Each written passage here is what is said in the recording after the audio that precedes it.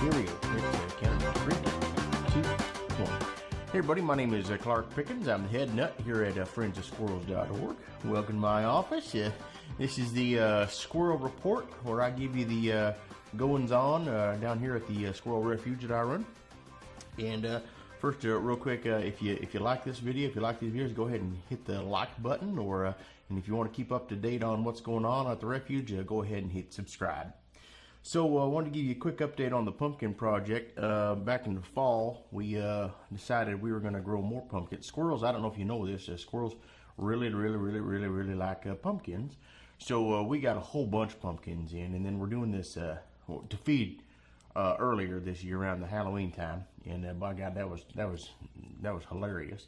But now we're thinking maybe we'll grow a little patch. So we're talking down at the Grange with my friend Leon, and he says that he just takes the pumpkins and puts them in a pile like a compost, and then they grow. So, all right. So here, I'll show you a little video. We just trying a small experiment. I'm just putting them in a little garden bed we got up there, and also got some apples in there. We had, I don't mind the robins, but scrub jays I'll kill on sight, but a robin, they're pretty friendly. And they love the apples. So they were making a mess out under the apple tree. A bunch of them had the wormholes in them. So we thought, well, I'll just put those out there too, just to add to the compost. And maybe when those break down, it'll, I don't know. We're not thinking much about the pH or the acidity and whatnot, but it looks neat. And right now the animals are loving it. So they're all just out there chomping and chewing. Of course, they all ran away the second I came out to make a video, but. So far so good. We'll give you an update if anything starts sprouting this spring. Apple trees or pumpkins. We got all kinds of pumpkins out there, different kinds too. We got the pie pumpkins and the Cinderella pumpkins and the jack-o'-lanterns. So it's a fun project, and we'll keep you updated. The other thing, if you've been following along, is you got the new neighbors with the cats, and we thought we had a pretty good summit where we came together and we talked. We laid down some ground rules. Well, these ladies, they kept up their side for a while. So the deal was, we're going to do live traps on our side of the fence and catch any cats that came over, and then they would come over and retrieve them and whatever. I was putting cans of tuna fish out there in the live traps, and it wasn't sustainable, but we were going to try it. Well, they just stopped. In fact, we were gone for one long weekend, came back and found live traps were all full of cats. One of them had passed, unfortunately, and they didn't even seem to care.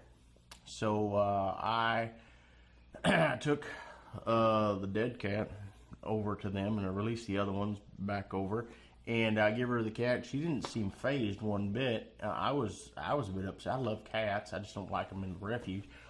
And she didn't seem to care, and then she proceeded to hand me a box of 15 dead squirrels.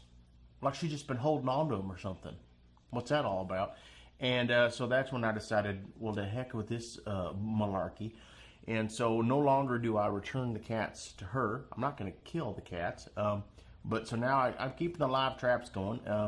And then I've been taking them down the Humane Society and just dropping them off down there.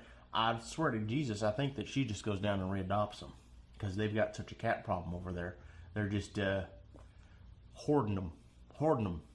So the next thing that Skip and I are going to try is an electrified fence. Now, you got to be careful, because a cat can take a bit more of a shock than a squirrel. So we're going to start training the squirrels. We're going to run an electrified wire along the fence and then farther out, way past their property.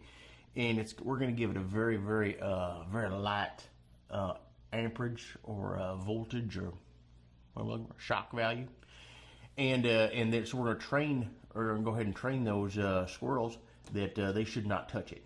And then we're going to eventually the section from right along the property line, we're going to amp that up a bit. So hopefully the squirrels will learn not to touch it, and then the cats will really learn not to touch it. You know what I mean? That'll shock the fur right off them. So that's my hope, and we'll let you know how that goes. Anything else? Oh, I should give you the squirrel count. Squirrel count, I forgot to do that off the top there, Skip. We had 54 squirrels. 54 squirrels, and that's a good number. it's the end of the year, and most of them, it hasn't actually been too cold, but they haven't been out as much. They haven't out eaten some corn. We put some corn out because I noticed a lot of their reserves were down, but so we did see some out. So yeah, that's about it. If you have any questions, concerns, or anything, you can always give me a call. Let me give you my number. I'm gonna put it on the screen there, but it is 503-438-7775. Leave me a voicemail, and I will get back to you here on the thing. You can give me an email too. I'll just write you back. And then yeah, that's it. That's about everything. And we'll catch up with you next time here on the Squirrel Report. My name is Clark Pickens. I'm the head nut here at friendsofsquirrels.org. That went well, I think. Yeah. I hope we don't shock any squirrels to death. That would be. We'll try to lose our squirrel license.